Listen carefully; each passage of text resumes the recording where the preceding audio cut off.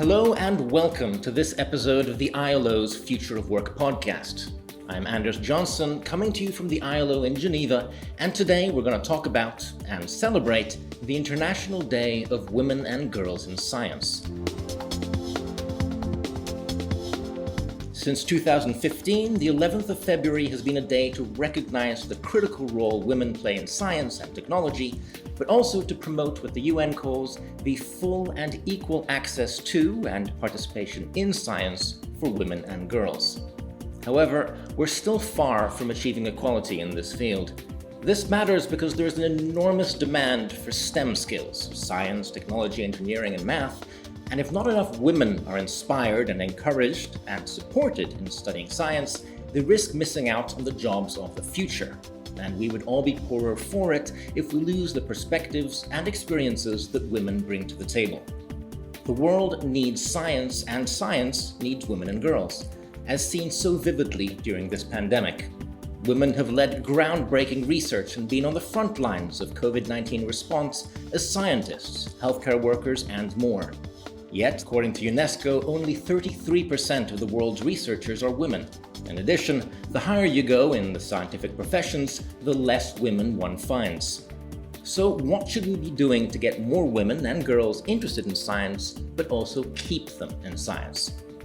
To answer those questions and a lot more, I'm incredibly honored and excited to introduce today's guest, Dr. Natasha Hurley-Walker, astrophysicist at the Curtin University node of the International Center for Radio Astronomy Research.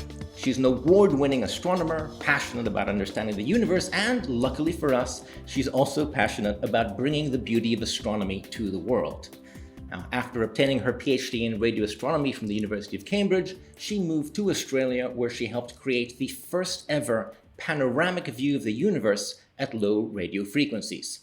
And earlier this year, she had the scientific community aflutter with her team's latest discovery. So, Dr. Hurley-Walker, thank you so much for joining us today. Thanks for having me, Anders. Great to be here. Well, I just have to bring this up first, because I'm a terrible geek, but your team made a discovery which was in the news recently, and which had a lot of the fans of astronomy really excited. So what was it, and what was so significant about your findings? Yeah, that's right. It's been a very wild ride. So I'm a radio astronomer, and my science involves mapping the sky using radio waves. So radio waves are just a long wavelength kind of light, and we do this with fantastic radio telescopes. So usually I'm working on putting together really deep, beautiful images of the universe. But we're doing a big survey of the entire sky, and I thought it would be a fun student project to look at what changes between our observations. So in 2020, I supervised a very capable undergraduate student, Tyrone O'Doherty, and he took pairs of observations that we'd made at radio frequencies and looked at what changed. And we didn't really expect to see anything because at low radio frequencies, usually the universe is pretty static. We're looking at distant galaxies far away. We're looking at our own Milky Way and sort of cosmic magnetic fields. But he found this radio source that switched on and then it disappeared. And that was really, really unusual. We weren't expecting to see something like that. So in 2021, he moved on to do a PhD with some fantastic colleagues. In 2021, I looked further into the data and I found that the source not only was switching on and off, it was switching on and off in this regular clockwork fashion. And it was doing so at a time cadence that had never before been seen. So we do know about some radio sources which switch on and off. You might have heard of pulsars. They are rotating neutron stars. So they're these incredible collapsed remnants of massive stars with huge magnetic fields. They beam out radio waves, and as they spin, the radio waves sweep across what our line of sight, like what we're looking at, and we see a pulse. So we were seeing something that looked a bit like that, but really slow, repeating once every 18 minutes. And this basically challenges everything we know about neutron stars and everything we know about things that blink in space. So nobody expected this, and it's been just a crazy ride, like taking this discovery to conferences and saying, what do people think it is? and people going, I have no idea. This is incredible. So that's been really fun. I've discovered a lot of things in my career, but discovering something totally unexpected, that's just been the absolute highlight. So yeah, that's why everyone's very excited, because no one knows quite what it is, although we do Hmm. have some good theories. Because the one question that I immediately, at least a lot of articles bring up, obviously, is this sign of extraterrestrial activity? And yet, sort of the idea that it's not, in many ways, is actually more interesting. It seems to me, because it sort of asks, as you said, more questions about our knowledge of how the universe works. Is that your sense? Yeah, that's right. So we know it's not aliens because it looks just like a natural object, right? There's no information encoded in these pulses. They operate across a really wide range of frequencies. So the power involved with generating a pulse like this, well, you need the power of a rotating neutron star with a massive magnetic field, right? It's not something that any civilization could possibly do. Or if they did, they'd have better things to do than send out a signal that looks exactly like a natural object. So I think it is really exciting in a completely different sense. It's showing us that the universe still has the capacity to surprise us. So we have theories about how the universe works and what it's made up of, but to find something completely unexpected, challenges those theories. And so I've been really happy to bring this discovery to the community, and I know it's put all of astronomy in a little bit of a fluff. Everybody's trying to come up with ideas, and of course, I think that we're going to find more of them, and that will help us solve the mystery. Well, that's fantastic. So tell us a little bit more about your work as a radio astronomer. I mean, what does this entail, and why do you think perhaps it's important that we do it? So, radio astronomy was invented in the 1920s by Jansky and Rieber, who sort of first noticed that there were these radio waves coming from the universe. And that was really the first time that anyone had noticed electromagnetic radiation coming from a different frequency other than what you can see with your eyes. And for a long time, people just didn't really believe that it was interesting. They So Reba was this fantastic chap. He presented a map of the sky in radio waves to the most distinguished astronomers of his day, and they just had absolutely no interest in it whatsoever. They were like, "Well, this is just some kind of engineering thing. We don't know what to do with this. It doesn't gel with our existing theories." And it took like a decade of advancement and World War II, frankly, for people to be using radio for other means to get the technological advances to the point where people could really understand what was happening with the radio waves. And then suddenly everybody wanted to be a radio astronomer, because radio astronomy reveals things that are far outside our Milky Way. And some of the radio sources that people found turned out to lie billions of light years away. And that challenges our very understanding of the size of the universe. So it's kind of like the Copernican revolution, where you go from just looking at our solar system and the planets moving around the sun. That's a development above the sun moving around the Earth. And then you realize, oh, that solar system's in a galaxy. But then to go from that to this galaxy is part of this huge cosmos. So radio astronomy has been really instrumental there. The other thing it does is it opens up that spectrum. So once you realize you can do radio astronomy, well, why not everything in between? Microwave, infrared, go beyond, do X ray, gamma ray. It was the start of what we call the multi wavelength revolution. And that has now led to the multi messenger revolution, which is now that we're using neutrinos, cosmic rays, gravitational waves. So it was that first step in exploring an invisible universe, and it's still hugely important in astronomy today. Yeah, the universe really is full of wonders. Yeah, it really is. So, turning to the issue of women in science, are there a lot of women in astronomy? What's been your experience in that field? We have a really good gender balance in the early career stages of astronomy. So we'll typically see in the sort of master's degree and PhD programs about 50-50 female to male, and usually for the first couple of postdocs, that's also true. But there is definitely a paucity of women at the higher positions, and the drop off, it really happens at this very difficult part in your career where you potentially want to have children, or you have your parents are getting a little bit older, so you might have other caring responsibilities. Perhaps you want to settle down, start a family.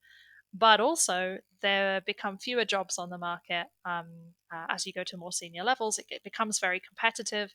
If you're in the United States, there's this, really difficult period of trying to get onto the tenure track. And similar situation replicated across much of the world. If you know the German situation, there's the Ich bin Hanna movement, where in Germany and to some degree the Netherlands as well, you can only have a small number of what are called postdoctoral contracts, so short-term jobs after your PhD. And after that, you need to land a permanent position. So these things tend to kind of collide for women. They're not great for men either. This is a bad system for everybody, but it's particularly difficult for women because we can't put off having children past a certain age. So it becomes a little bit of a bottleneck. And unfortunately, astronomy is not really any better at this than anywhere else. So I definitely have fewer senior female colleagues than male colleagues, but there are lots of champions for changing this. And it's one of the things I'm really passionate about. And I think at least part of that is to share one's experiences, to be open about it, to talk about it, and to push for change. So what do you think studying science contributes to people's character, personality, or general outlook on life? I mean, why should we be encouraging this? I think in a complicated world and a complex world like we have, it's really important to be able to master skills of critical thinking, analyzing risk, looking at things in a kind of quantitative fashion. And certainly, as the COVID pandemic has revealed, understanding things like exponential growth is really important. And when we look at the big challenges that are facing our species, like climate change and biodiversity loss and pollution, we need to be able to synthesize information across a range of sources and kind of assess the credibility of those sources. So these are skills that perhaps are being siloed a little bit into STEM careers. And I feel like these are wide skills that we all need as humans, living in a complex society as we do, which is why I'm so passionate about outreach for science, because it's not just about inspiring people and saying, oh, look at this beautiful picture I made of the universe. It's about introducing them to things like the scientific method and how peer review works. So I'll propose an idea, another scientist will knock it down, and I'll say, thank you. Not, no, my idea is correct, I have to stick by it. I'll say, thank you for challenging me. And together we're going to get better and closer to the truth. So I think there's a lot of really good philosophical aspects of science. And I think that, it's not the only way to live. You've got to have ethics in there. You've got to think about morality, sociology. There's lots of other important ways of looking at the world. But I do think science is a really key part to navigating the complexity of the world that we're in. So what inspired you to get into science? Well, quite frankly, I was 6 years old and we just moved to the United States. So I was born in the UK and we moved there for my parents' work. And I think I was jet lagged. We had just moved into this little tiny house and we had wrestled a TV into place to try and keep us kids, our attention off all the moving boxes while my parents were sorting things out. And my dad put on a TV show, and the volume on the TV was set to absolute maximum. That was somehow it had ended up in that position. And it just so happened that the Starship Enterprise at that moment appeared on the screen with a huge blare of trumpets, the first opening bars of the Star Trek Next Generation theme. And my tiny mind just exploded, I think. And I was absolutely hooked. I had to watch, just like Thursdays at 7 o'clock, I had to watch every single Star Trek Next Generation episode that came out. And I guess we arrived in 1989, which was, I think, in the middle of like season 1 or 2. So I got to watch all of Star Trek. And my son is called Jean-Luc. I am a big Star Trek nerd, unapologetic about it. My daughter's middle name is Catherine, if anyone gets the reference. So yeah, Star Trek did play a big part in kind of getting me interested. And then after that, it was just this way of looking at the world, being able to understand more and more about it by working together with different people. And as well, that idea that unfortunately the universe is kind of hard to explore on a spaceship. It takes a lot of effort and time, and frankly, we don't live long enough to go anywhere really exciting. So when I discovered telescopes and that you could explore the universe while staying in one place, I mean, I'm very happy. This is what I want to be doing. Well, in 2019, I read you were named by Science and Technology Australia as one of the superstars of STEM. What is its aim? Yeah, it's a fantastic program run here in Australia by Science and Technology Australia. And what they noticed, so they're an organization that represents all of the professional scientific societies in Australia to the government. And what they noticed was that when they looked at media interviews and who was being asked about the latest findings, who was being quoted, they noticed that women were not being quoted in nearly as many media articles as men. The ratio was something like 5 to 1, despite the fact that while our gender bias in science is not, it's not great, it's nowhere near, 80-20. So they thought, well, this is terrible because who's reading these articles? The general public and young women, are going to be reading these articles and thinking that all scientists are men, and there's those classic bias experiments where they have children draw a scientist, and every child was drawing a man. So they decided, this is one of the things that's stopping women from getting into science is that they don't see themselves in science. And, I say Star Trek was a big inspiration to me, but I have to say as well, it was super important. I was living in Houston, and Sally Ride was one of the first female astronauts. Well, she's the first female astronaut, but there was a female cosmonaut before her. But you didn't hear much about that in Texas. But knowing that a woman had gone into space, it wasn't like I wanted to be her or anything. It was more that it just told me, oh, there's a place for me in space research, in astronomy. And so STA have noticed, oh, well, look, we need to raise the visibility of women. There are female scientists, it's clearly loads of them, but they're not getting their voices heard. So they formed the Superstars of STEM program to every 2 years choose a cohort of talented women across Australia in all sorts of different scientific disciplines and give us a bit of media training, a bit of like public speaking and that sort of, you know, training to make us a little bit better communicators if needed, and do a bit of networking and that sort of soft skills, and then ask us to do outreach with schools, put ourselves forward in the media. And amazingly, so this has been running for about 6 years now, and the proportion of women cited in articles that are being quoted in TV and radio is going up. So the program seems to be working, or as well, perhaps it's indicative of a larger social change. And I think that's fantastic. There's this phrase, you can't be what you can't see. I'm not entirely sure I 100% agree with that. Someone's always got to be the first. Someone's got to be Marie Curie or Ada Lovelace. But it certainly helps. So what kind of actions then have you seen that have been effective in getting more girls into studying science, or at least in terms of encouraging them to stay in scientific fields?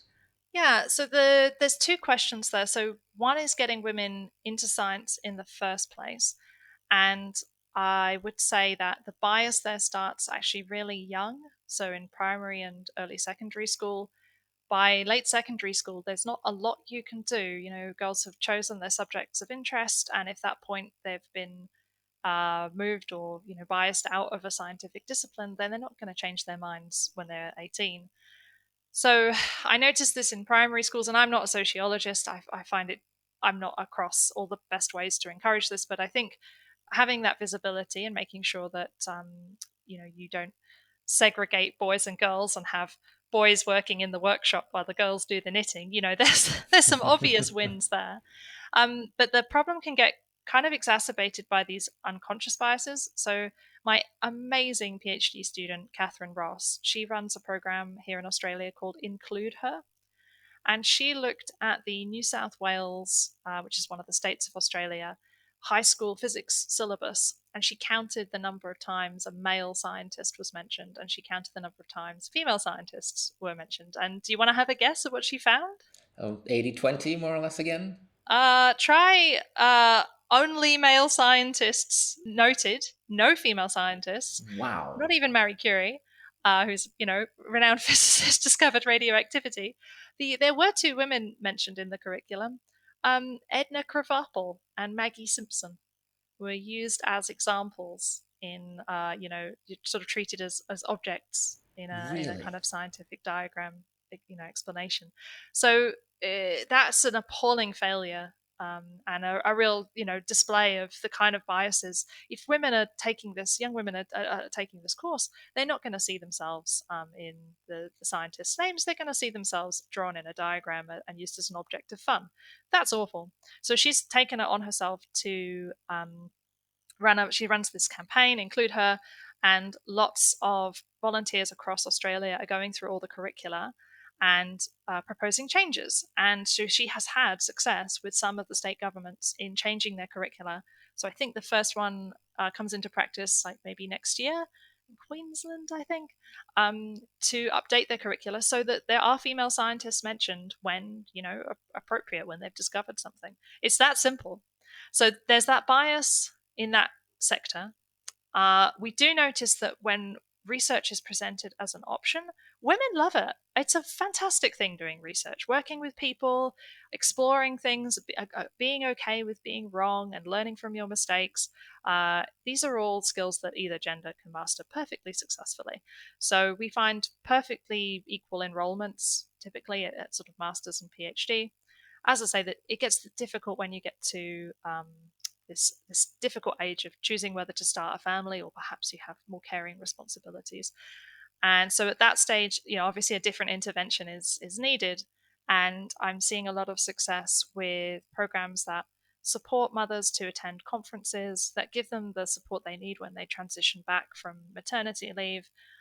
Things like flexible working, being able to drop down to part-time and then come back up to full-time again, teaching support. There's a whole range of different measures. It's clearly not perfect because we still see the gender bias. And I guess for the really serious actions, Lisa Cooley wrote a fantastic paper last year about the kinds of affirmative action that are needed. And essentially, at some level, people are still hiring people who look like them. So some level of quotas or women-only positions are needed. Otherwise, I think she projected we won't see gender equity, at least in Australian astronomy, for over 100 years, which is too long to wait. Yeah, that's for sure. I mean, a lot of these examples that have mentioned seem to be oriented towards women.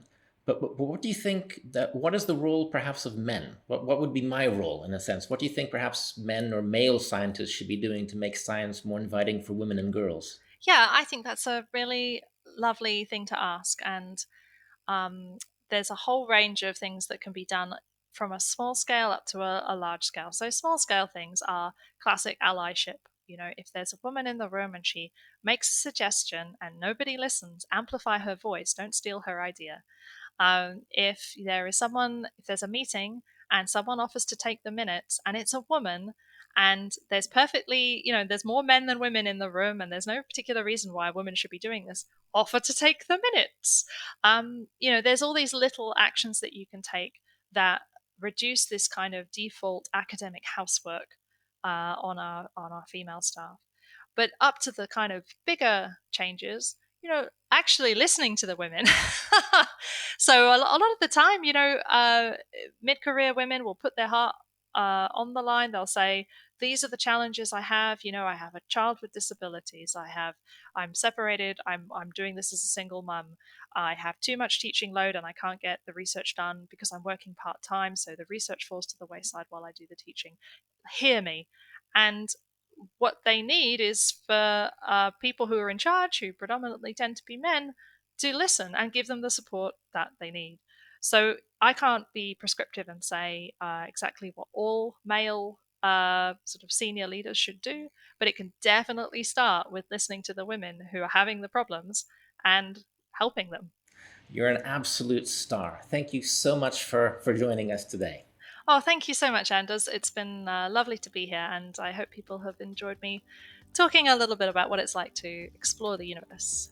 I'm sure they have. And to all you science fans out there, thank you for listening in today, and I wish you all a really great International Day of Women and Girls in Science. Our guest was astrophysicist Dr. Natasha Hurley-Walker, and I hope that she inspired you all as much as she did me. Finally, if you want to know more about her work or more about the future of work, please visit our website at voices.ilo.org for more interviews and stories like this one.